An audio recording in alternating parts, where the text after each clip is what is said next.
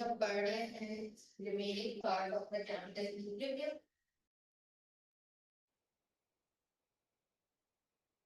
Today is 26।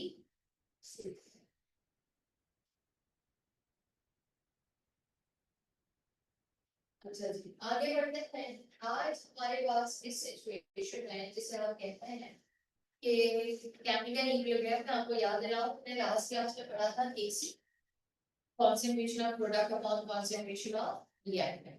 हमने केसी का formula drive करना सीखा था फॉर द डिफरेंट इक्वेशंस और हमने उसकी यूनिट को ड्राइव करना सीखा। सही है।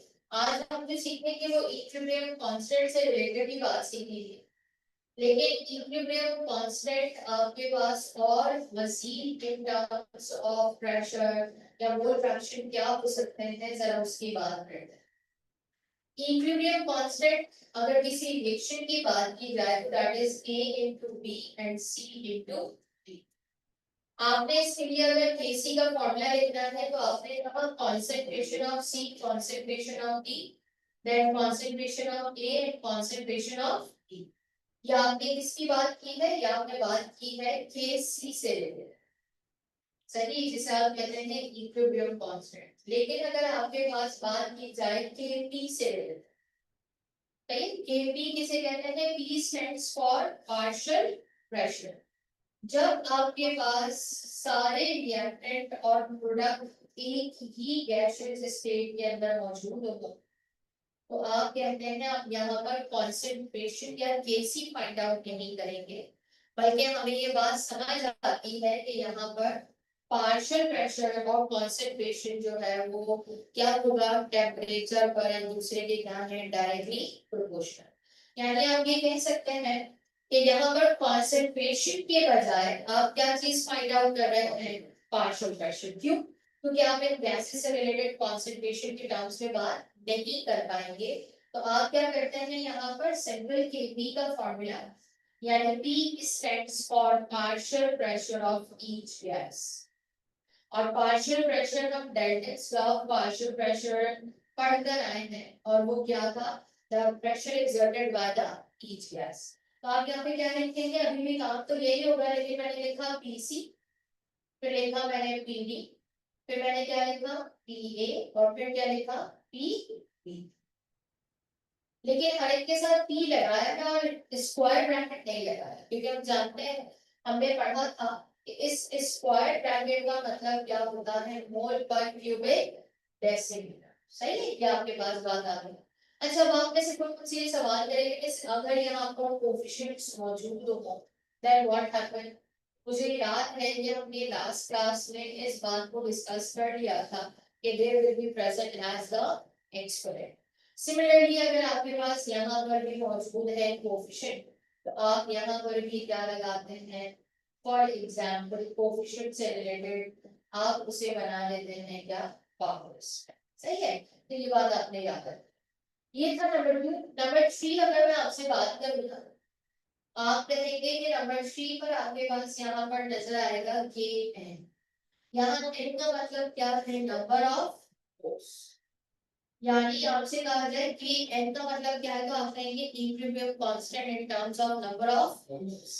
यानी फिर वही बात कि आपके पास इक्वेशन सेम है और मैं इसके लिए के एन का फॉर्मूला लिखना चाहूँ तो के एन का फॉर्मूला कैसे लिखा जाएगा, आप कहेंगे मैंने यहाँ पे लिखा एनसी, पावर क्या आएगी सी। बताइए अभी जो मैंने लिखा उसके ना गलती क्या है, पावर क्या नहीं आना चाहिए, स्क्वायर ब्रैकेट, क्योंकि ये कॉन्सेंट्रेशन नहीं है, ये मोल पर डीएम क्यूब नहीं है, ये क्या है, नंबर ऑफ मोल्स। यानी number of moles of C, number of mole of D उसकी power, number of mole of A और फिर क्या आएगा, number of mole of B. सही है, ये आपको याद होना चाहिए कि आपके पास के सी, के बी और के एन से रिलेटेड क्या कहानी है। फिर उसके बाद आते हैं यहाँ पर अगर फोर्थ की बात की जाए तो उसे हम कहते हैं के एक्स। सही, और एक्स किसे कहा जाता है, एक्स कहा जाता है मोल फ्रैक्शन। और मोल फ्रैक्शन का मतलब अगर आप भूल गए हैं तो एक्स मोल फ्रैक्शन को कहा जाता है यानी मोल ऑफ सब्सटेंस, यानी बनना है mole of substance divided by total number of. अगर आप किसी सब्सटेंस के लिए मोल फ्रैक्शन फाइंड आउट करना चाहते हैं तो आप मोल फ्रैक्शन कैसे निकालते हैं, आप उस मोल के जो भी सब्सटेंस से रिलेटेड आप बात करते हैं, सब्सटेंस ऑफ कोई भी है, कोई मिक्सर है, कोई कंपाउंड है, और आप वहां पर हर एक सब्सटेंस का मोल निकालते हैं, उनको ऐड करते हैं। लेकिन अगर आप ये कहें कि वहां मोल ऑफ सब्सटेंस या mole of that particular mole fraction बता दें, तो आपको क्या करना पड़ता है, सब्सटेंस के मोल्स को डिवाइड करना है जिससे टोटल मोल्स। अच्छा, pH कैसे लिखते हैं भाई, इक्वेशन तो आपके सामने है, यहाँ पर भी वही होगा, मैं अब n नहीं लिखूंगी क्योंकि अब नंबर ऑफ मोल नहीं है ना, तो हम क्या लिखेंगे x, मैंने क्या लिखा xc पावर क्या आएगी c, फिर क्या आएगा xd पावर क्या आएगी b, फिर क्या आएगा xa into xb। और आप जानते हैं कि मैंने यहाँ पर एक्स क्यों लगाया है, क्योंकि यहाँ पर हम बात कर रहे हैं मोल फ्रैक्शन। यानी जब Kc था तो concentration of product upon reactant, जब Kp था तो partial pressure of product upon reactant, जब नंबर ऑफ मोल्स से तो क्या बराबर है number of moles of product upon reactant.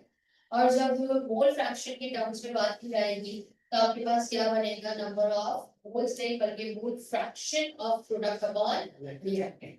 सही है, हम कभी कभार आपसे ये भी पूछ लेते हैं कि केपी को अगर केसी में कन्वर्ट करना हो तो क्या सबको फॉर्मूला आता है, तो मैंने एक फॉर्मूला लिखा है that is KP equals to KC, और फिर क्या लिखा है आरटी, और फिर क्या लिखा है डेल्टा एन। इसमें से आप जानते हैं अगर केपी को केसी में या केसी को केपी में कन्वर्ट करना हो तो yes you can use this formula. Delta n का मतलब क्या होता है, number of moles of product minus number of moles of reactant. और आर का मतलब क्या था, यूनिवर्सल गैस कांस्टेंट, जो आप मेरे साथ पढ़ के बैठे हैं। और यहाँ पर टी का मतलब क्या था, टेम्परेचर, और वो टेम्परेचर किसमें होना चाहिए, क्या, सही है, तो ये हमें पता होगा। अच्छा, अब इससे पहले कि हम आगे बढ़े, हम कुछ एक दो कैलकुलेशन भी साथ साथ करते हुए जाएंगे ताकि हमें अंदाजा रहे। तो मैं आपको दो क्वेश्चन सॉल्व करवाऊंगी, एक केसी से रिलेटेड और एक के पी से रिलेटेड, सही है। पहले यहाँ तक नोट डाउन करें, फिर लेते हैं question number 1।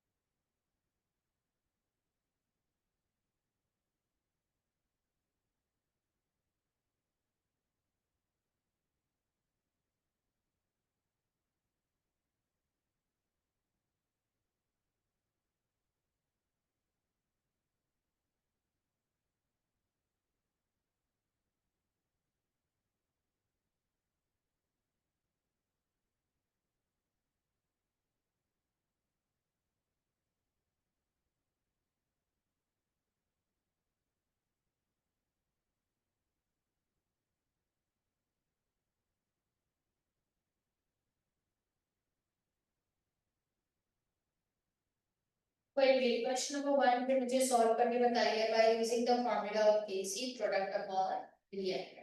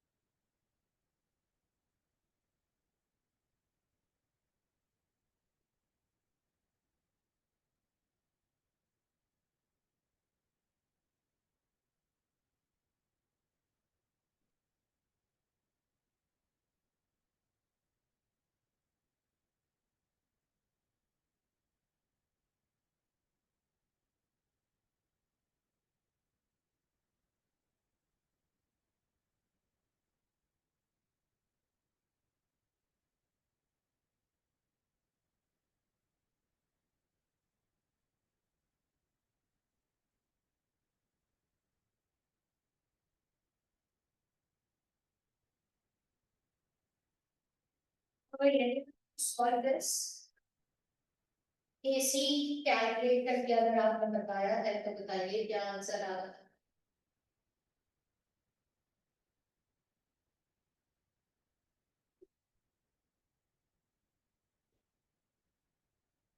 Hello mole game और स्माइल्स क्या हो रहा है? मोल का आएगा मोल इनवर्स और डी अंडर यूनिट नहीं बताना है, केसी की वैल्यू बताना है। लिखा है find value of Kc, given है ना कंसंट्रेशन। तो आपने सिर्फ कंसंट्रेशन तो रखना है 1.5 का, आपने क्या लेना है स्क्वायर। फिर आपके पास SO2 कितना है 0.5, स्क्वायर ऑफ भी क्या है 0.5। तो आप आंसर भी निकालेंगे और फिर जब केसी निकालते हैं तो उसका यूनिट भी बताएंगे।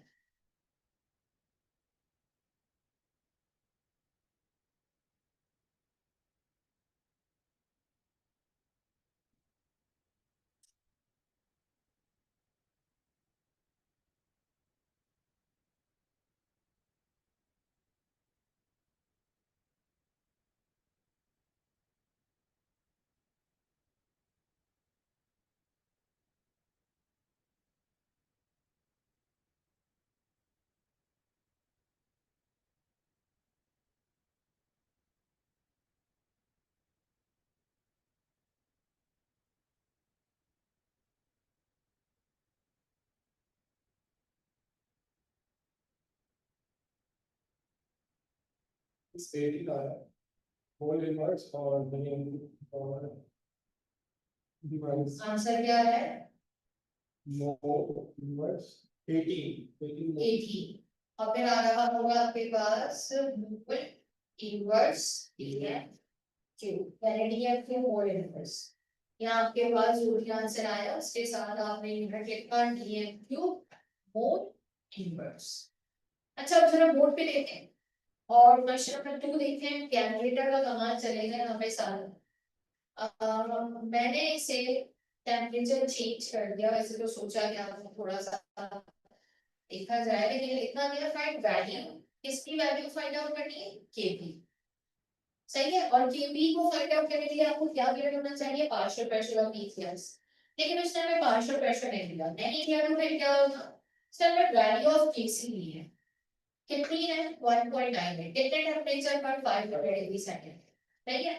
अब हम केपी कैसे फाइंड आउट करेंगे? जो मैंने फॉर्मूला लिखा है, क्या है वो फॉर्मूला आप जानते हैं। आपने केसी की जगह केसी रखना है, R 0.0821। सही है। और T कितना आएगा आप जानते हैं, टेम्परेचर 500 प्लस 273, यानी टेम्परेचर बनेगा 500 plus 273, that becomes 773 Kelvin। R की वैल्यू क्या है 0.0821। और डेल्टा N कैसे आएगा? Mole of product minus mole of reactant. Product के मोल्स कितने हैं 2, सही है। और रिएक्टेंट के मोल्स कितने हैं 4। तो इसका मतलब है डेल्टा M की वैल्यू किस में आ रही है माइनस, और माइनस क्या आनी चाहिए 2। अब आते हैं फॉर्मूला अप्लाई करने पे। Kp equals to 1.98, एक्सपोनेंट क्या लिखा -2, यहाँ क्या आया 0.081 मल्टीप्लाई बाय 773 और इसके ऊपर पावर क्या है -2। सही। आप लोग प्रीकैट के स्टूडेंट्स हो, हमें कल से आप लोगों को ये पावर इंसर्ट करनी आती है। नहीं भी आती है तो आप जानते हैं इसको 1 अपॉन में लेके जाएंगे तो वो स्क्वायर में आ जाए। तो आप इस पूरी वैल्यू को डिवाइड कर सकते हैं इसके आंसर से। तो कोई बताएगा केपी का आंसर क्या आ रहा है?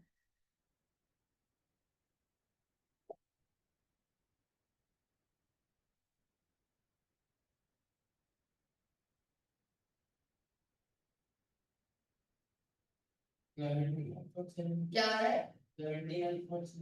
ओके, यानी आपने इस पूरी वैल्यू को पहले सॉल्व किया -2 और फिर आपने इसको इससे मल्टीप्लाई कर दिया। जो भी आपने कैलकुलेटर में वैल्यू इंसर्ट की, आपका आंसर क्या आना चाहिए?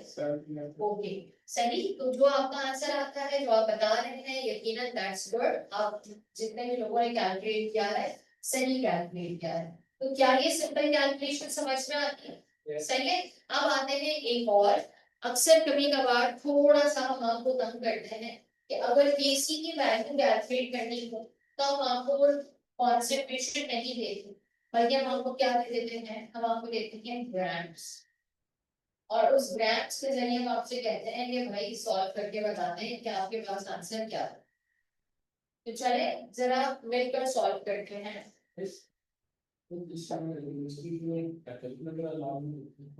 वहां पर इस तरह की कैलकुलेशन नहीं आती, बड़ी वैल्यू जी बिल्कुल नहीं आती, वहां पर फिर आपके पास बड़ी सिंपल सी वैल्यूज आती हैं, सही है, जो आप विदाउट कैलकुलेटर सॉल्व करते हैं, क्योंकि हमें यहाँ पे खड़े होकर सारी चीज आपको बतानी है जिसके लिए भी आप अप्लाई करेंगे, तो हमें कैलकुलेटर नहीं है, वहां पे इस तरह की कैलकुलेशन नहीं है, सही है।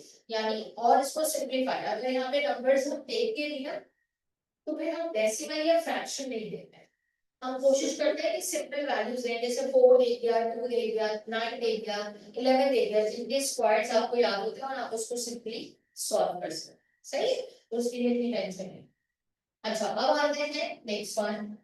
हम यहाँ पर अब जो बात करेंगे वो ये कि अगर ग्राम्स लिमिट हो तो हम इसे कैसे सॉल्व करेंगे, ग्राम्स लिमिट। तो चले पहले सवाल देखते हैं कि मैंने यहाँ पे लिखा क्वेश्चन नंबर 3 के लिए, क्वेश्चन नंबर 3 के लिए लिखा calculate Kc when 40 gram of hydrogen and 40 gram of iodine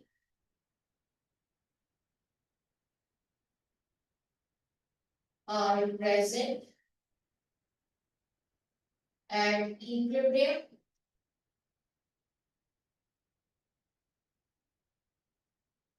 and as a result of which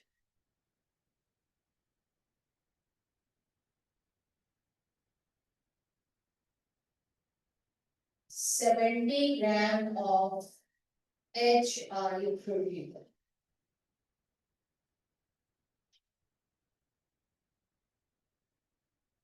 The volume of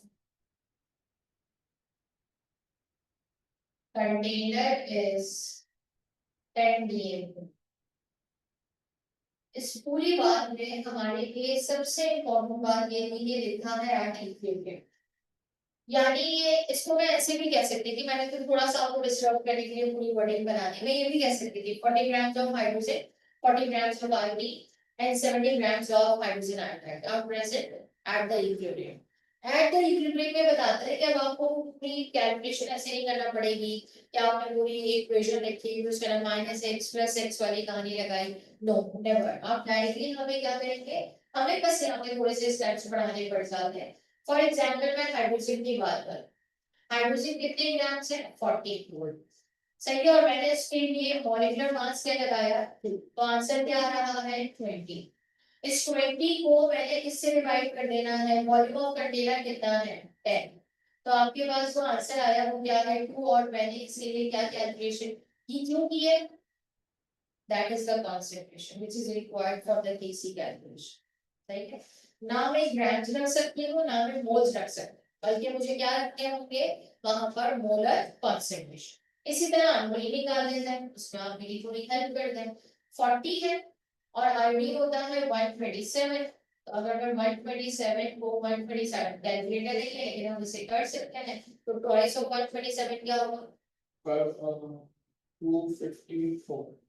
आपने कहा दैट इज 254, और हम इस 40 को 254 से डिवाइड करें तो हम सब जानते हैं कि हमारे पास आंसर आएगा, सही है, 0.0 करके बताइए जरा क्या आंसर है,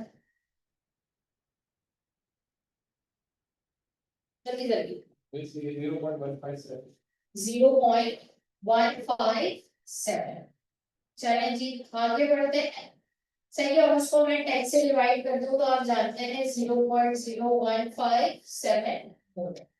अच्छा आप हाइड्रोजन आयोडाइड पर आ जाए, मैं हाइड्रोजन आयोडाइड के लिए काम करूं तो क्या बनेगा 70, और 127 प्लस 1 कर दें तो आंसर क्या बनेगा 120, और अब हम इसे जब डिवाइड करेंगे तो मोल्स आएंगे, मोल्स बताइए क्या आएंगे आपके पास 0.54। 0.54, आपने कहा दैट इज 0.54, और हमने इसको 10 से डिवाइड किया तो आंसर क्या बना 0.054, सही है। अब देखिए सबकी कॉन्सेंट्रेशन आ कॉन्सेंट्रेशन आ गई, इसका मतलब है आप आराम से क्या करेंगे, इसका फॉर्मूला बनाएंगे, क्या फॉर्मूला बनाएंगे, Kc equals to H I और फिर क्या आएगा 2 और यहाँ क्या आना चाहिए H2 और फिर क्या आना चाहिए I।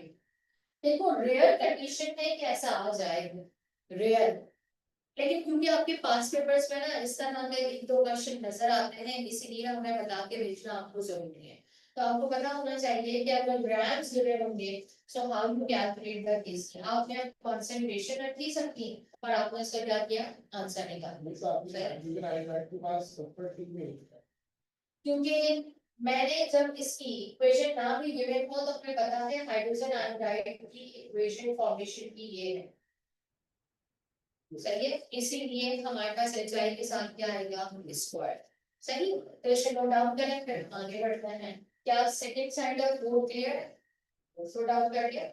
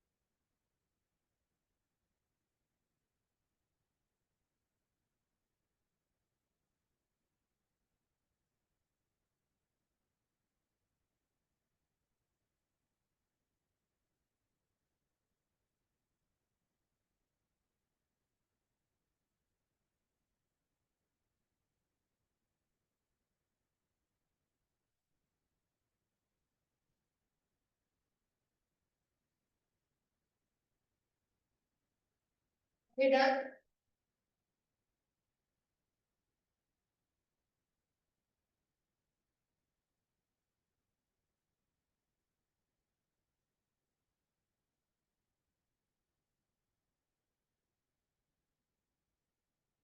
now applications of KC।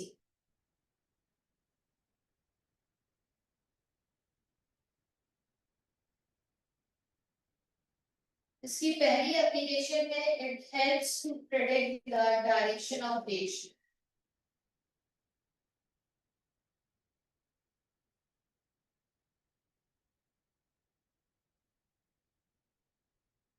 It helps to predict the direction of reaction। यानी केसी की वैल्यू हमें हेल्प करती है कि रिएक्शन की डायरेक्शन मोस्ट किस जो है वो रिएक्टेंट या प्रोडक्ट साइड को इंडिकेट करती है। इसे हम इस तरह समझ सकते हैं कि इसके अंदर आपको एक टर्म इंट्रोड्यूस करवाई जाती है विच इज क्यूसी और इस क्यूसी का नाम होता है रिएक्शन कोएफिशिएंट। सही है, और इस रिएक्शन कोएफिशिएंट को हम क्या कहते हैं एक्चुअली ये यही है प्रोडक्ट और रिएक्टेंट की कॉन्सेंट्रेशन का जो रेशो आता है ना आप उसको रेशो नहीं कहते हैं बल्कि आप उसे क्या कहते हैं क्यूसी कहते हैं। अच्छा अब इसमें तीन कंडीशन है, पहले बोर्ड पे देखिए फिर उसके बाद बात कीजिएगा क्योंकि जरूरी नहीं है कि ये कैलकुलेशन करने के लिए आए, जरूरी ये है कि आपको ये याद हो कि हमारे पास केसी और क्यूसी का लिंक याद है। तीन तरह की बातें हैं, केसी और क्यूसी की वैल्यू अगर इक्वल है कोई भी केमिकल रिएक्शन ले लिया जाए और आपसे कहा जाए फॉर एग्जांपल सुन लीजिए मेरी बात, आपसे कहा जाए कि केसी की वैल्यू जो है वो 4 है एक रिएक्शन के लिए और प्रोडक्ट कॉन्सेंट्रेशन आपके पास 8 है और रिएक्टेंट कॉन्सेंट्रेशन आपके पास 2 है और आपसे कहा जाए बताओ इसकी जो है वो डायरेक्शन ऑफ टेंशन क्या रहेगी, तो आप कहें कि अच्छा Kc इक्वल्स टू Kc का फॉर्मूला लगाया आपने सही और वो क्या था Kc equals to product upon reactant. Kc की वैल्यू क्या थी 4 और यहाँ पर क्या आ रहा है आप जानते हैं यहाँ पर भी आंसर क्या आ रहा है 4। when the value of Kc and the Qc is same तो आप कहते हैं रिएक्शन इज एट इक्विलिब्रियम। ना तो वो फॉरवर्ड जा रहा है और ना ही वो कहां जा रहा है बैकवर्ड्स। सही है, ना तो वो फॉरवर्ड जा रहा है और ना ही वो कहां जा रहा है बैकवर्ड। फिर उसके बाद आते हैं यहाँ पर Kc is greater than Qc। दूसरी कंडीशन में मैं आपसे यहाँ पर ये कहूँ फॉर एग्जाम्पल आपके पास Kc की वैल्यू 4 है और आपके पास यहाँ पर जो कॉन्सेंट्रेशन ऑफ प्रोडक्ट है वो है 1 और कॉन्सेंट्रेशन ऑफ रिएक्टेंट क्या है 2। और मैं आपसे बताऊं यहाँ पर केसी और क्यूसी के वैल्यू को देखते हुए रिएक्शन की डायरेक्शन क्या रहेगी।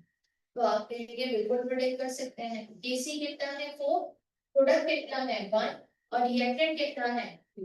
तो आपने कहा 4 और यहाँ पर क्या आ रहा है 0.5। तो कौन ग्रेटर है, मैंने आपसे कहा केसी ग्रेटर।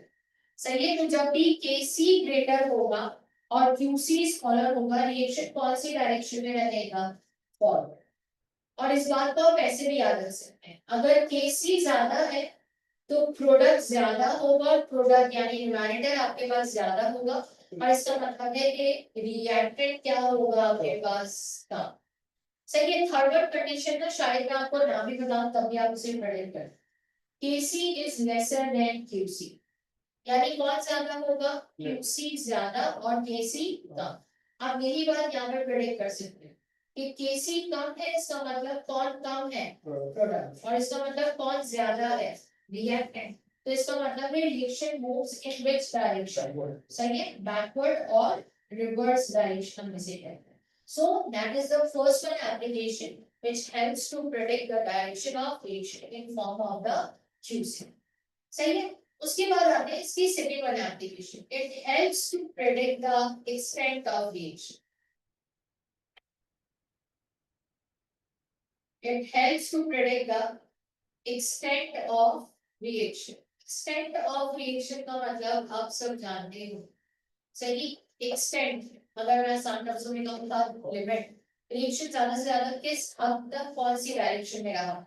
इसके लिए आपको तीन बातें याद रखनी। When value of AC is very large। अच्छा मजेदार बात ये है कि मैं आपको अभी अभी इसकी लॉजिक बता चुकी और आप इसको एक ही कॉन्सेप्ट को दोनों चीजों पर अप्लाई कर सकते। अभी मैंने आपको क्या सिखाया, केसी ज्यादा हो तो कौन ज्यादा होगा, प्रोडक्ट। इसका मतलब है अगर केसी की वैल्यू वेरी लार्ज है, for example 10 to power 55, for example 10 to power 40, तो केसी ज्यादा होने का मतलब क्या होगा, रिएक्शन यानी उसमें जहां पर रिएक्टेंट और प्रोडक्ट मौजूद है तो reaction moves in almost which direction, forward. क्यों, आप इसको ऐसे कह सकते हैं कि यहाँ पर रिएक्टेंट था अनस्टेबल यानी रिएक्टिव था और प्रोडक्ट क्या था, स्टेबल यानी नॉन रिएक्टिव। सही है। आगे बढ़ते हैं। अगर मैं आपसे कहूँ कि पार्ट बी के लिए आप मुझे बताओ when value of KC is very small. अगर केसी की वैल्यू बहुत स्मॉल है, स्मॉल का मतलब मैं आपको इतना आइडिया दे दूं, 10 टू पावर -30, तो कोई बताया कि अगर केसी कम हो तो कौन कम होता है, प्रोडक्ट कम होगा और कौन ज्यादा होगा, रिएक्टेंट। तो इसका मतलब है ऐसी सिचुएशन में रिएक्टेंट एंड प्रोडक्ट में से रिएक्टेंट क्या है, स्टेबल, और प्रोडक्ट जो थोड़ा बहुत बना भी था वो क्या रहा, अनस्टेबल। इसीलिए रिएक्शन ऑलमोस्ट किस डायरेक्शन में रहता है, बैकवर्ड। सही है। बैकवर्ड का मतलब रिएक्टेंट रिएक्ट ही नहीं कर पाते। अब इसका मतलब ये नहीं है कि मैं पार्ट सी में आपको ये लिख कर दे दूं कि केसी की वैल्यू जो है वो 0 हो जाए। नो, पार्ट सी ये कह देगा हमें, जो मैं वहां आपके सामने लिखना चाहूंगी। पहले बताओ कि ये दोनों बातें क्लियर है, सही है। ऐसे नोट डाउन करो फिर उसके बाद में आप बता दो। पिक्चर ये पिक्चर में है और अगर नोट डाउन करना है तो कोई ठीक है।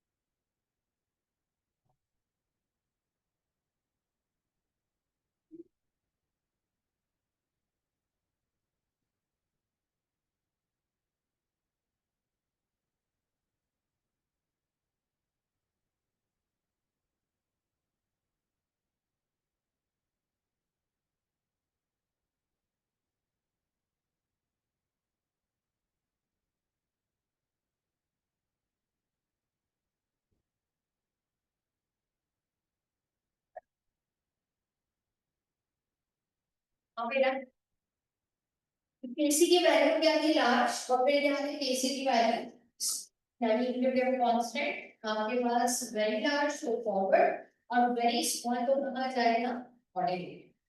अगर मॉडरेट की बात की जाए तो वाकई में हम अभी तक जितने भी केमिकल रिएक्शन में केसी की वैल्यू फाइंड आउट कर चुके हैं ना वो सारी की सारी मॉडरेट है यानी when value of KC is moderate.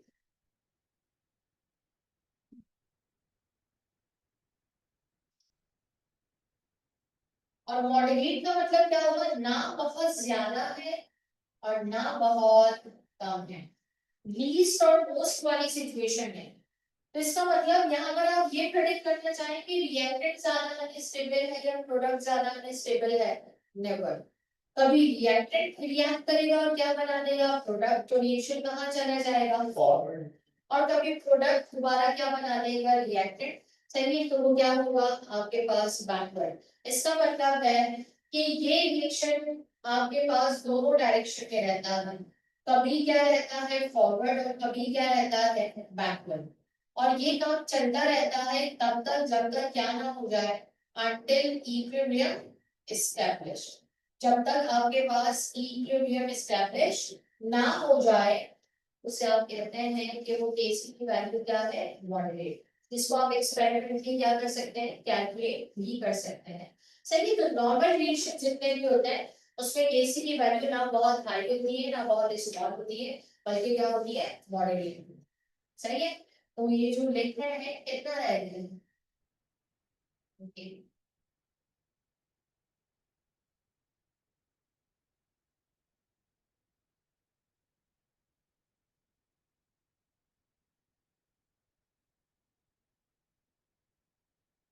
हमने इसके बाद जो टॉपिक डिस्कस करना है ना इसी केमिकल इक्विलिब्रियम का that is the most tricky topic and most important topic which is called as the Le Chatelier's principle. चलिए ऐसी कोई यूनिवर्सिटी या ऐसा कोई एमसीक्यू लेवल नहीं है जहां पर आप ली चार्टर्स प्रिंसिपल को इग्नोर कर देते हैं। क्यों ऐसा होता है क्योंकि ये ट्रिकी है। ट्रिकी का मतलब बच्चे ने अपना कॉन्सेप्ट सही रखा है तो शायद वो आंसर देगा अदरवाइज वो आंसर नहीं दे सकता। सही है तो हम एक्चुअली हम इसे ली चार्टर्स प्रिंसिपल कह तो देते हैं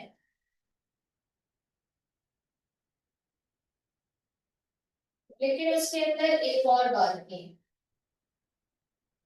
वो ये कि ली चार्टर्स प्रिंसिपल इस बात को बताता है कि factors on which equilibrium depends यानी आपके पास इन फैक्टर्स को कम या ज्यादा करने से इक्विलिब्रियम डिस्टर्ब हो जाता है। और इक्विलिब्रियम डिस्टर्ब होने का मतलब क्या है कि या तो रिएक्शन फॉरवर्ड जाना शुरू कर देता है या फिर बैकवर्ड। यानी आपके पास ऐसे कौन से फैक्टर हैं इनको आप ऐसे भी कह सकते हैं फैक्टर्स दैट डिस्टर्ब इक्विलिब्रियम। सही है क्या करेगा फैक्टर्स दैट डिस्टर्ब इक्विलिब्रियम यानी जो इक्विलिब्रियम को क्या करेगा डिस्टर्ब। कोई बताएगा मेरी बात को थोड़ा सा इवॉल्व करें और बताएं मैंने आपको क्या बताई थी कंडीशन के इक्विलिब्रियम क्या होता है रिएक्टेंट प्रोडक्ट का मास इक्वल हो जाए फिर the rate of reaction is low. rate of forward reaction becomes equal to the rate of backward। सही है अब इस ली चार्टर्स प्रिंसिपल के अकॉर्डिंग आप जो फैक्टर्स पढ़ने वाले हैं ना वो ये है first one change in concentration, second one change in temperature, third one change in pressure जो हम एक एक करके पढ़ेंगे और फोर्थ वन कहलाता है एडिशन ऑफ कैटलिस्ट। लेकिन इसके लिए हमें ये बात पढ़ना जरूरी है कि अगर ली चैप्टर्स आपने इसका स्टेटमेंट दिया है तो ये इस पूरी बात का जो प्रिंसिपल है इसका अपना एक स्टेटमेंट है और हम उस स्टेटमेंट को सबसे पहले लिखने वाले लेकिन मैं आपको सबसे पहले ली चैप्टर्स प्रिंसिपल की लिखना है और स्टेटमेंट लिखते हैं। अच्छा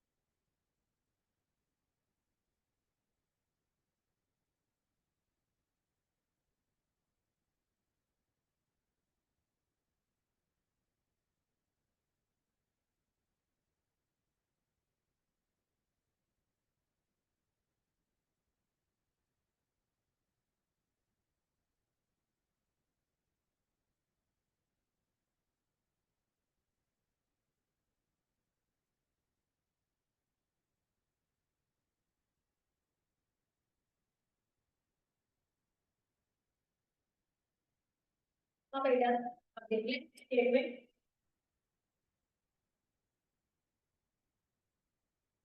When a constant or stress, constant constant or stress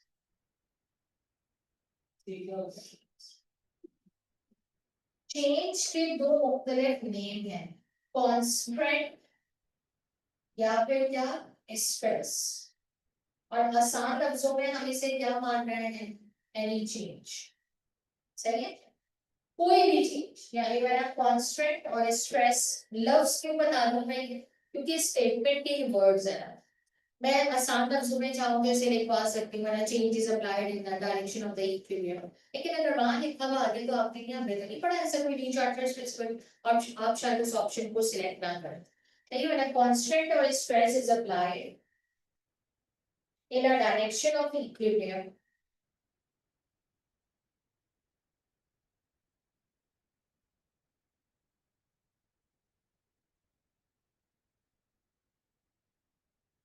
The reaction moves in the reaction moves in that direction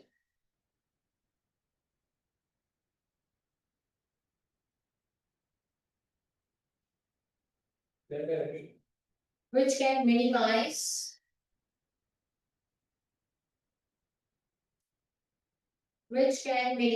the effect of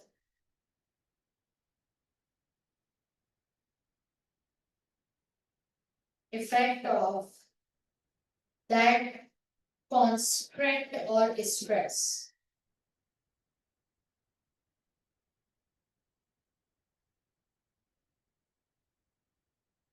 That constant or stress. यानी बड़ी आसान सी बात है ना, अगर इसके स्टेटमेंट को आपको सिंपल वर्ड्स में बताऊं तो आपके पास रिएक्शन किस पर मौजूद है, रिएक्शन कहाँ मौजूद है, इज एट इक्विलिब्रियम। ये वही वाली बातें, बड़ी आसान सी एग्जांपल है इसकी, हम यहाँ पे बड़े स्कूल से पढ़ रहे हैं।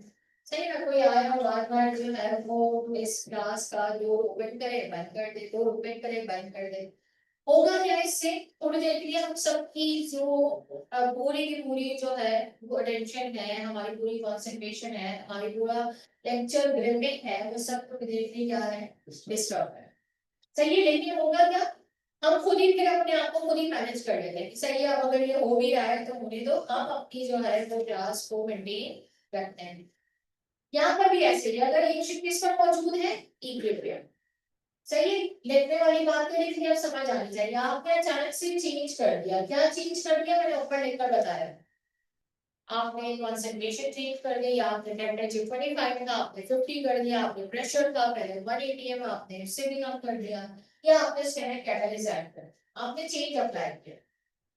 तो ये किसकी जिम्मेदारी है, ये रिएक्शन को डिसाइड करता है, रिएक्शन को डिसाइड करता है वो कहाँ जाए, या तो वो कहाँ जाएगा फॉरवर्ड, या फिर वो कहाँ जाएगा रिवर्स। और ऐसा क्यों करता है, टू मिनिमाइज, किसे मिनिमाइज करना चाहता है वो, इस इफेक्ट।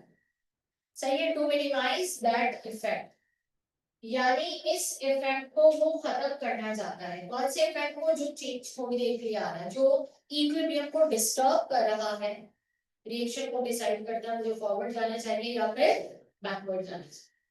चलिए चलो हम मेडिकल के लिए एक एक करके जब पढ़ेंगे ना तो शायद हमें ये बात क्लियर हो जाए। फर्स्ट वन क्या है, चेंज इन कॉन्सेंट्रेशन।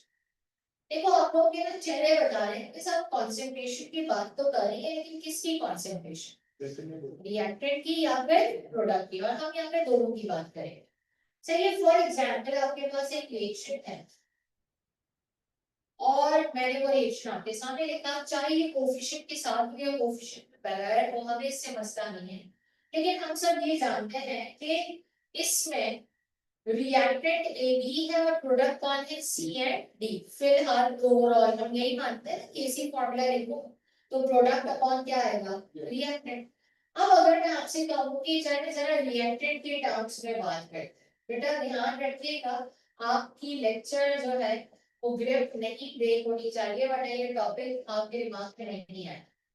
अब देखो इस वक्त ये रिएक्शन किस पर है, इक्विलिब्रियम सपोज करते हैं, सही है, यानी रेट ऑफ फॉरवर्ड किसके बराबर है, रेट ऑफ रिवर्स। मैंने क्या किया, कंटेनर के अंदर अचानक से ए एंटर कर दिया, यानी मैंने किसकी कॉन्सेंट्रेशन बढ़ा दी, increase in concentration of A, और ए क्या है, रिएक्टेंट। रिएक्टेंट अगर ज्यादा हो जाए रिएक्शन में तो उसका काम क्या होता है, सही, प्रोडक्ट बनाना।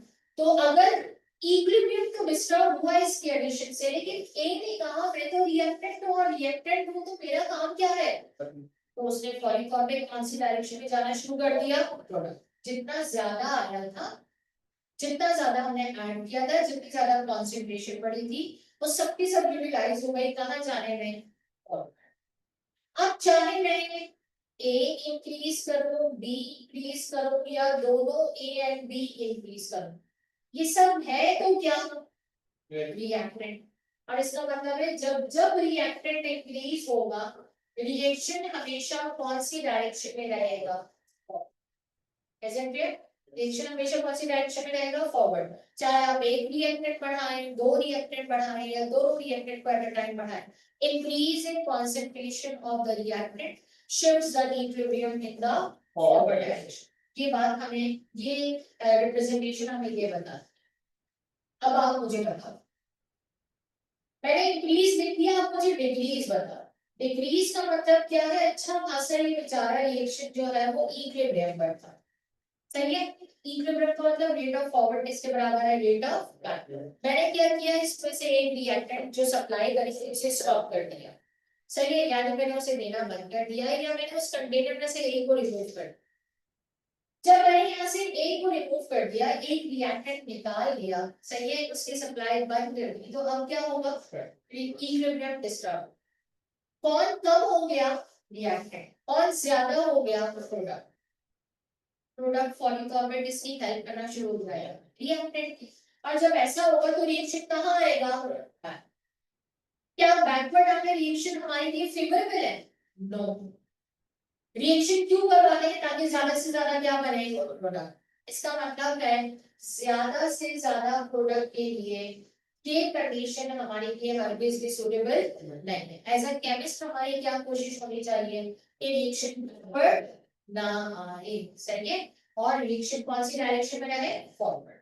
अच्छा जी, अब चाहे डिक्रीज इन कॉन्सेंट्रेशन ऑफ ए हो, बी हो, या फिर ए एंड बी दोनों हो, हर हाल में रिएक्शन कहाँ रहेगा, बैकवर्ड, सही है। यानी रिएक्टेंट बढ़ाया तो फॉरवर्ड, और रिएक्टेंट कम किया तो क्या होगा, बैकवर्ड। ये किसकी बात हो रही थी,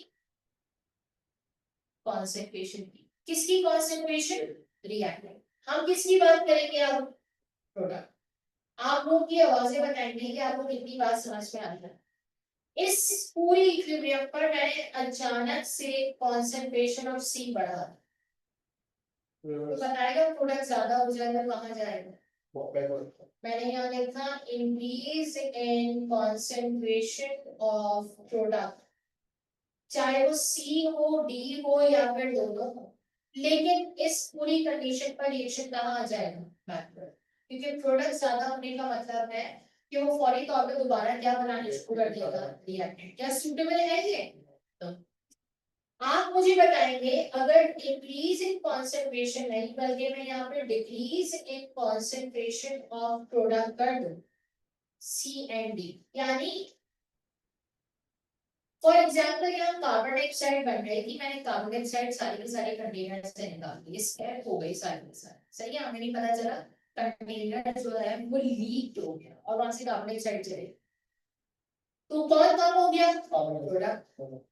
इक्विलिब्रियम क्या हो गया, डिस्टर्ब। जब इक्विलिब्रियम डिस्टर्ब हुआ तो रिएक्शन कहाँ आएगा, फॉरवर्ड। क्यों आएगा फॉरवर्ड, क्योंकि आप जानते हैं रिएक्टेंट ज्यादा हो गया है और प्रोडक्ट क्या हो गया है, कम, और इसीलिए reaction moves in that direction to minimise that effect, और इसीलिए वो तेजी से क्या बनाना शुरू कर देगा, प्रोडक्ट। इसका मतलब इन चारों कंडीशन में से हमारे लिए अगर कंक्लूजन निकाला जाए तो दो बातें बड़ी फेवरेबल है, जिसकी वजह से रिएक्शन हमेशा कौन सी डायरेक्शन में रहेगा, फॉरवर्ड। कौन कौन सा, first one, increase in concentration of Yes. reactant और नंबर 2 क्या रहेगा decrease in concentration of product और इसकी वजह से रिएक्शन हमेशा कौन सी डायरेक्शन में रहेगा फॉरवर्ड जिसे हम फॉरवर्ड कहेंगे ना उसे फ्रॉम लेफ्ट टू राइट भी कहते हैं अगर आप बोले और जिसे हम बैकवर्ड कहते हैं उसे हम क्या कहते हैं राइट टू लेफ्ट तो अब मेरी बात को सोच समझ के जवाब देना इस रिएक्शन के according which is oxidation of sulphur dioxide और यहाँ पे बन रहा है सल्फर ट्राइऑक्साइड अब आप मुझे बताओगे मुझे मोर क्वांटिटी ऑफ SO3 चाहिए मुझे ज्यादा चाहिए SO3 तो मुझे बताओ मुझे क्या करना चाहिए रिएक्टेंट क्या करें बढ़ा अच्छा इसमें से भी सूटेबल बताओ as a chemist as an industrialist बताओ इन दोनों रिएक्टेंट में से कौन सा रिएक्टेंट आसान है प्रोवाइड कर ऑक्सीजन क्योंकि आप एयर से उसे क्या करते हैं सप्लाई कर सकते हैं आपको मजीद आउटपुट लगाना सॉरी आपको मजीद इनपुट लगाना नहीं पड़ेगा अपने गुड आउटपुट के लिए सही है तो आप ऑक्सीजन सप्लाई जारी रखें तो रिएक्शन स्टॉप नहीं होगा और रिएक्शन मतलब इक्विलिब्रियम पर नहीं होगा और कहाँ जाता रहेगा फॉरवर्ड और हमारे लिए बेनिफिशियल या हमारे लिए प्रोडक्ट यील्ड क्या होगी बढ़ जाए क्लियर नोट डाउन करें फॉरवर्ड और रिवर्स डायरेक्शन मैंने एरो से रिप्रेजेंट किया है तो बनाया है एडवांटेज में कोई गलत नहीं है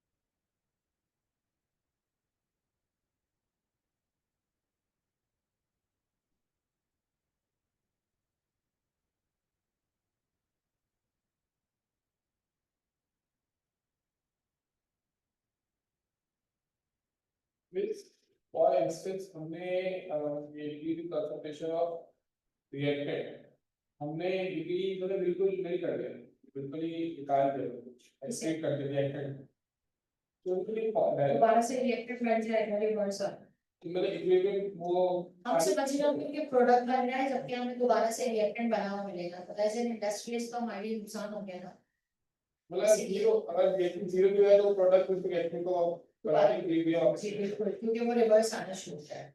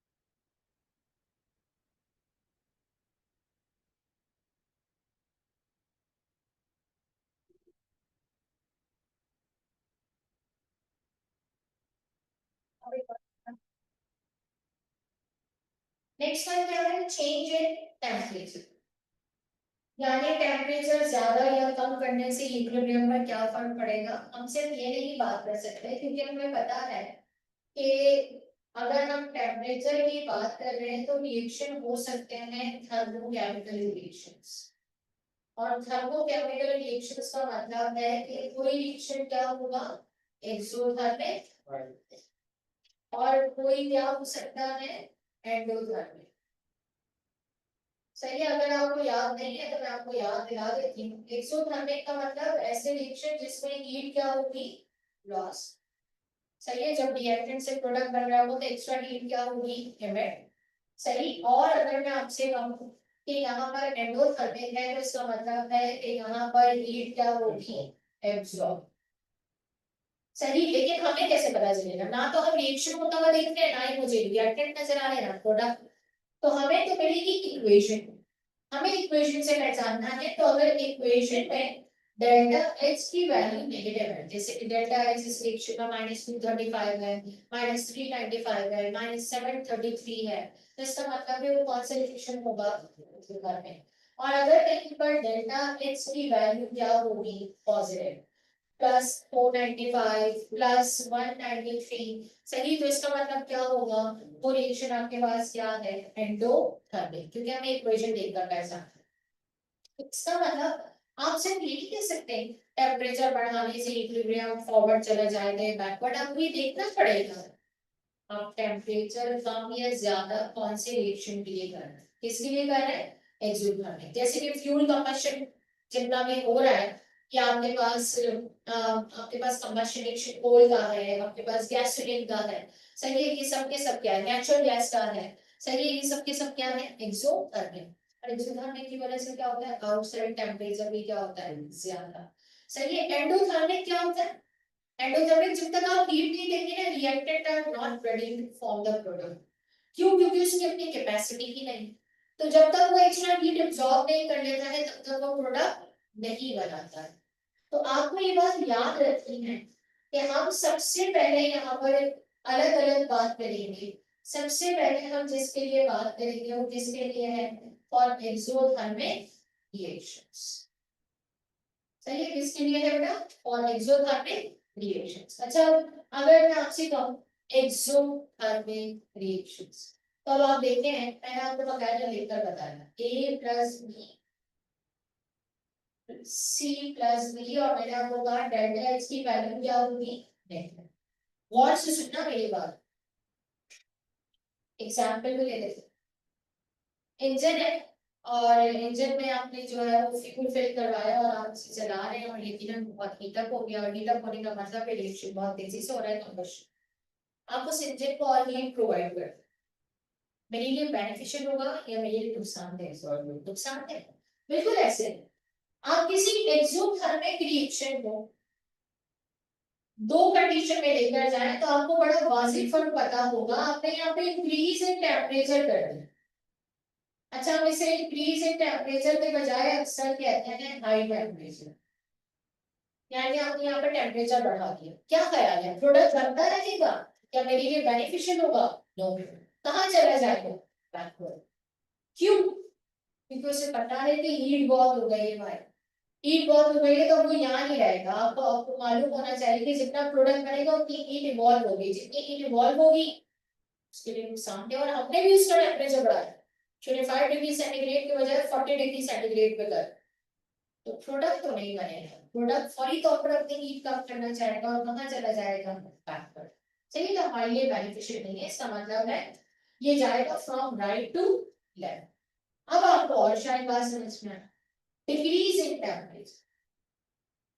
चलिए, क्या कर रहे हैं हम, डिक्रीज इन टेम्परेचर। क्या होता है, जब हम फ्यूल कंजम्पशन कर रहे होते हैं, इंजन देख रहे होते हैं, तो वहां पे हम क्या करते हैं, थोड़ी थोड़ी देर के बाद, है ना एक तरीका, इंजन में थोड़ी थोड़ी देर के बाद पानी थोड़ा सा डाल दिया, थोड़ा सा उसको कूल डाउन कर दिया, मुसलसल यूज में ना रखा। यहाँ पर भी ऐसे आप डिक्रीज इन टेम्परेचर करें या फिर आप क्या करें, लो टेम्परेचर। एक तो वैसे ही हीट अप है, और आप इसका क्या करें, टेम्परेचर क्या कर दें, ओवरऑल रिएक्शन का कम 25 चाहिए था 15 दे दो। तो क्या होगा, लो टेम्परेचर पर आपके पास रिएक्शन कौन सी डायरेक्शन में जाना शुरू हो जाएगा, फॉरवर्ड। क्यों? क्योंकि उसे हीट रिलीज करनी है और आप उसका टेम्परेचर क्या कर रहे हैं, कम कम कर रहे हैं। इसका मतलब ये कौन है, रिएक्टेंट, और रिएक्टेंट ज्यादा से ज्यादा क्या बनाएगा, प्रोडक्ट। दोबारा बता दूं, या आप उसको ऐसे भी याद कर सकते हैं कि हाई टेम्परेचर पर क्यों बैकवर्ड जा रहा था, हमारे लिए बेनिफिशियल नहीं था। लेकिन लो टेम्परेचर पर क्या होगा, टेम्परेचर बात किसकी हो रही है, प्रोडक्ट की क्या? दोनों की रिएक्शन को कौन सी सिचुएशन पर लेकर जा रहा है। आप ये नहीं देखें कि ये प्रोडक्ट के लिए है, ये रिएक्शन हो रहा है तो हीट रिलीज हो। रिएक्शन होने का मतलब कौन बन रहा है, प्रोडक्ट। प्रोडक्ट बन रहा है। जितना प्रोडक्ट बनेगा उतनी हीट क्या होगी, रिलीज होगी। इसका मतलब आपने अगर टेम्परेचर बढ़ा दिया तो किसका टेम्परेचर बढ़ा, तो प्रोडक्ट, तो प्रोडक्ट क्या बनाना शुरू कर देता है। सही है। और अगर मैं आपसे कहूँ कि मैंने ये हीट रिलीज कर रहा था, मतलब क्या कर रहा है, प्रोडक्ट चाहता है कि मैं ज्यादा हीट रिलीज करूँ। मैंने इस रिएक्शन को क्या किया, इसका टेम्परेचर कम कर दिया। टेम्परेचर कम करने पर क्या कम बनेगा, प्रोडक्ट कम बनेगा, कौन एक्टिव हो जाएगा, रिएक्टेंट। और रिएक्टेंट क्या करेगा, फौरी तौर पे प्रोडक्ट बनाना शुरू हो जाएगा। सही है। तो ये मत देखिए कि ये किसका टेम्परेचर है, ये देखें कि ये एक्सोथर्मिक है। जितना रिएक्शन होगा उतनी ही हीट क्या होगी, रिलीज होगी। अब आप उसे मजीद हीट करेंगे तो वो प्रोडक्ट तो मजीद नहीं बनाएगा, बल्कि कहाँ चले जाएगा, प्रोडक्ट। आप उसका टेम्परेचर लो करेंगे तो इसका मतलब है आपने रिएक्टेंट को एक्टिवेट कर दिया और रिएक्शन कहाँ आ जाएगा, फॉर्म। अब क्लियर है बेटे, सही है। अब आते हैं एक्सोथर्मिक के बाद। अच्छा, इसका मतलब एक्सोथर्मिक रिएक्शन में कौन सी कंडीशन ज्यादा प्रोडक्ट बनाने के लिए फेवरेबल है, इसका मैं कंक्लूजन निकालूं तो इसका कंक्लूजन ये कहता है टू ऑब्टेन मैक्सिमम यील्ड, इस रिएक्शन में ज्यादा से ज्यादा प्रोडक्ट बनाने के लिए मुझे क्या करना पड़ेगा, सही है, एक्सोथर्मिक के लिए मुझे क्या करना पड़ेगा, लो टेम्परेचर। सही। क्योंकि अगर मैंने हाई टेम्परेचर किया तो प्रोडक्ट दोबारा से क्या बना देगा, रिएक्टेंट। सही है। अच्छा, अब आते हैं endothermic reaction. For endothermic reaction हम फिर से अपनी बात को देखेंगे और इस बार अगर आप मुझे बताएंगे तो बहुत अच्छा लगेगा कि हाँ जी आपको बात समझ आए। एंडोथर्मिक रिएक्शन में आपको मैंने क्या बताया था, जब तक आप इसे हीट नहीं देंगे रिएक्टेंट को तब तक यहाँ पर प्रोडक्ट बनने के चांसेस है। सही है। और डेल्टा एच की वैल्यू यहाँ पर क्या है, पॉजिटिव। ध्यान से जवाब दीजिएगा, दो कंडीशन फिर से निकलेंगी यहाँ पर, यानी एट हाई टेम्परेचर, यानी मैंने इसका टेम्परेचर ज्यादा कर दिया, और एट लो टेम्परेचर। सोच समझ के बदल। एंडोथर्मिक को क्या चाहिए था, हीट। इसे चाहिए 25, मैंने इसको 40 देना शुरू कर दिया तो ये खुश हो जाएगा या फिर इसे अच्छा नहीं, खुश हो जाएगा। क्यों? क्योंकि इसमें हीट और मिले, और हीट और मिलने का मतलब रिएक्शन कहाँ चला जाएगा, फास्ट नहीं हो जाएगा। लेकिन लो टेम्परेचर पर क्या होगा, बहुत आसान, इसे हीट चाहिए और मैं इसे हीट ना दूं। ये होना चाहता है 25 पे मैं इसे रखी वो 5 डिग्री सेंटीग्रेड। खुश तो नहीं होगा ना बेचारा, और हम भी खुश नहीं होंगे। क्यों नहीं होंगे, क्योंकि हम समझ रहे हैं रिएक्शन होगा, जबकि वहां पर रिएक्शन नहीं होगा और वो कहाँ रहेगा, टैंक पर। क्यों? इनफ क्वांटिटी ऑफ हीट उसने एब्जॉर्ब नहीं की। तो जब तक ये हीट एब्जॉर्ब नहीं करेगा तब तक रिएक्शन नहीं। इसका कंक्लूजन क्या निकालेंगे आप, कि अगर कोई एंडोथर्मिक रिएक्शन हो तो आपके पास मैक्सिमम क्वांटिटी ऑफ प्रोडक्ट कैसे मिलेगा, तो आप क्या करेंगे, ऑब्टेन मैक्सिमम हीट, और आप क्या करेंगे, हाई टेम्परेचर। तो इसका मतलब है एंडोथर्मिक के लिए कौन सी सुटेबल कंडीशन है, हाई टेम्परेचर, ज्यादा से ज्यादा प्रोडक्ट बनाने की। और एक्सोथर्मिक के लिए कौन सी सुटेबल कंडीशन है, लो टेम्परेचर, ज्यादा से ज्यादा प्रोडक्ट बनाने की। यानी हाई टेम्परेचर में रहेगा फॉरवर्ड फॉर एंडोथर्मिक, और लो टेम्परेचर पर रहेगा आपके पास forward for exothermic. Clear, note down करें।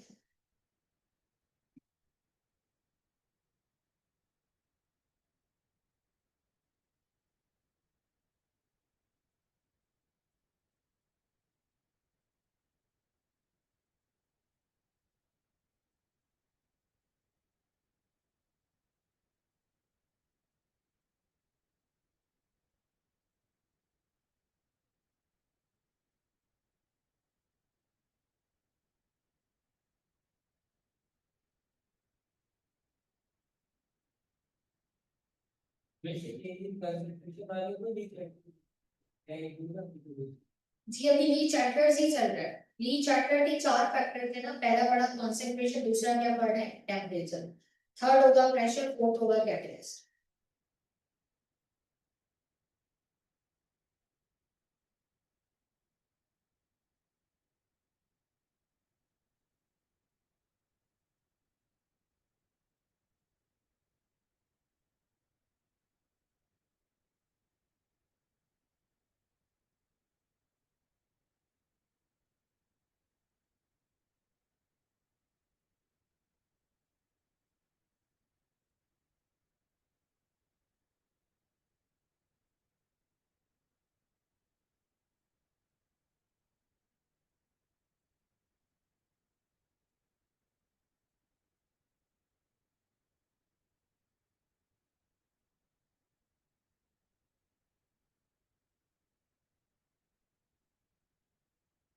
change in pressure, stop writing और इसे और की समझिएगा क्योंकि कैटलिस्ट का तो कोई इफेक्ट नहीं होता ये वो अपने काम कर रहा है।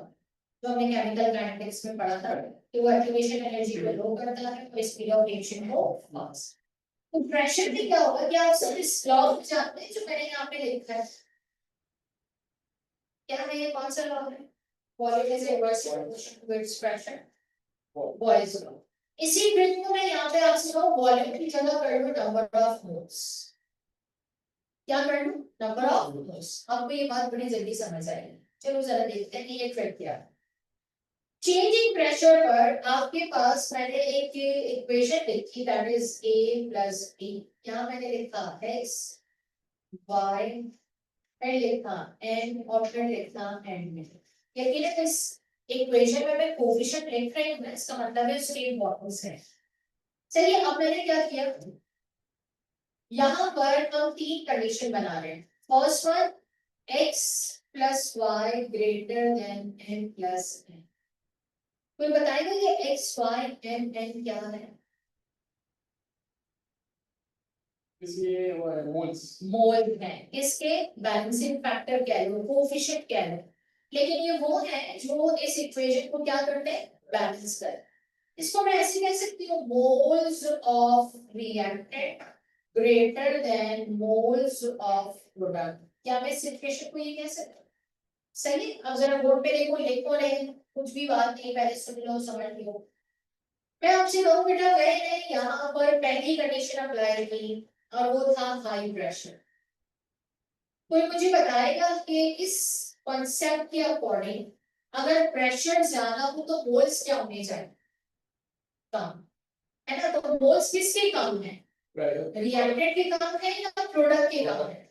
किसके? तो इसका मतलब है कि हाई प्रेशर पर रिएक्शन इस कंडीशन पर कहाँ जाएगा? फॉरवर्ड। क्या कहा? रिलेट करो मेरी बातों को। क्या कहा मैंने, जरा रिवाइज कर दे।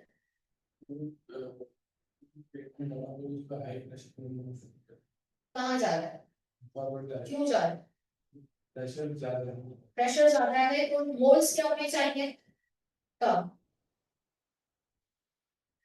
मोल्स किसके कम है दोनों में से, रिएक्टेंट के या प्रोडक्ट के? प्रोडक्ट। और प्रोडक्ट के लिए उसे कौन सी डायरेक्शन में जाना पड़ेगा? फॉरवर्ड। सही ट्रिक है ये। नंबर 2 आप लोग बताओ, अगर मैंने इसमें लो प्रेशर कर दिया,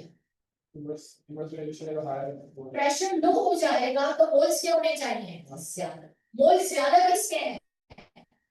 रिएक्टेंट। तो ये शिफ्ट कहाँ जाएगा? Is that clear? लेकिन ये किस कंडीशन के लिए है? किसी ऐसी इक्वेशन के लिए जैसे कि मैंने ये लिखी 2SO2 plus oxygen it forms 2SO3। मेरा आपसे सवाल हो कि बताओ मुझे SO3 ज्यादा चाहिए तो मुझे प्रेशर क्या अप्लाई करना चाहिए, हाई प्रेशर या लो प्रेशर? सोच समझ के जवाब देना। सही है, क्या अप्लाई करो? High pressure. SO3 चाहिए, फॉरवर्ड रखना है, इसका मतलब इसके मोल्स कम है 2 और यहाँ पर 2 प्लस 1 मोल क्या है 3 और यहाँ क्या है 2। तो इसका मतलब है रिएक्टेंट ज्यादा है तो प्रोडक्ट क्या है कम है। तो अगर आप हाई प्रेशर रखेंगे तो प्रोडक्ट के मोल्स कम है और रिएक्शन कहाँ जाएगा? फॉरवर्ड।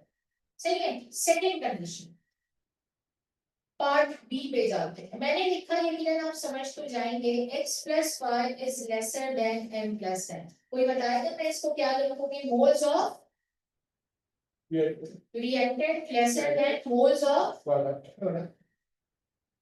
अब आप मुझे बताइए, अगर मैंने यहाँ पर क्या रख दिया, अगर मैंने यहाँ पे हाई प्रेशर किया, प्रेशर बढ़ा, तो क्या ख्याल है आपका? प्रेशर बढ़ाने पर मोल्स क्या होने चाहिए? कम।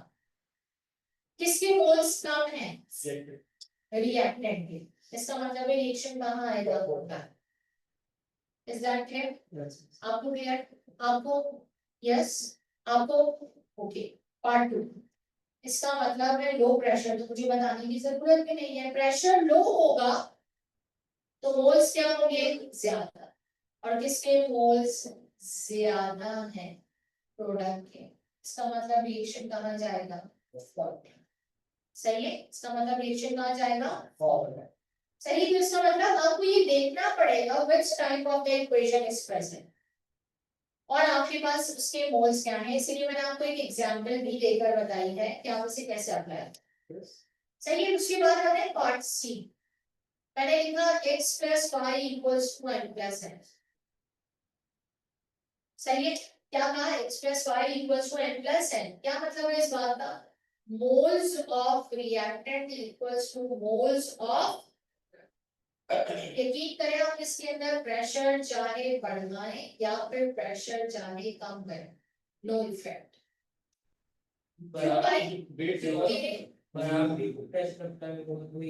कोई इफेक्ट नहीं होगा क्योंकि वो सिस्टम हम कंसीडर कर रहे हैं कि वो किस सिचुएशन पर मौजूद है, सही है। कुछ भी चेंज नहीं होगा, कोई इफेक्ट नहीं। प्रेशर आप इस सिचुएशन में बढ़ाएं या कम करें, सही है, क्योंकि दोनों के मोल्स क्या है? इक्वल है। तो आपके पास यहाँ कोई फर्क नहीं। आंसर ये इक्वेशन आई हुई है H2 + I2, it forms 2HI। और आपसे कहा गया बताओ increase in pressure shifts the equilibrium in which direction? तो आप कहेंगे टू एनी डायरेक्शन।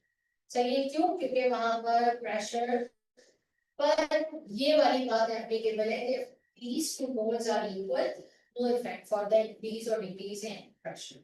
कोई चेंजेस नहीं होती। क्या ये बात क्लियर होती है? और इसके अंदर एक फोर्थ वन फैक्टर मैंने आपको क्या बताया? कैटलिस्ट। और कैटलिस्ट हम सब पहले भी पढ़ चुके हैं कि कैटलिस्ट का सिर्फ एक ही काम है, वो इक्विलिब्रियम चेंज नहीं करता। कैटलिस्ट का सिर्फ एक ही काम है, it can speed up the chemical reaction. सही है। वो क्या करेगा? It can speed up the chemical reaction.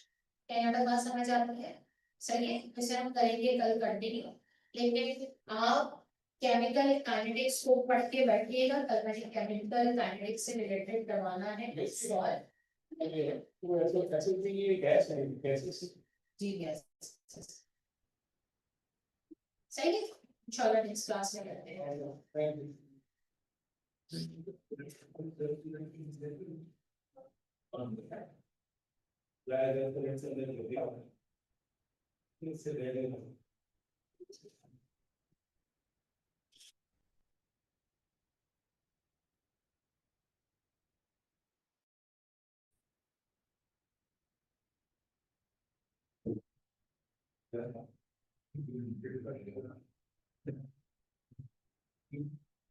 Yeah.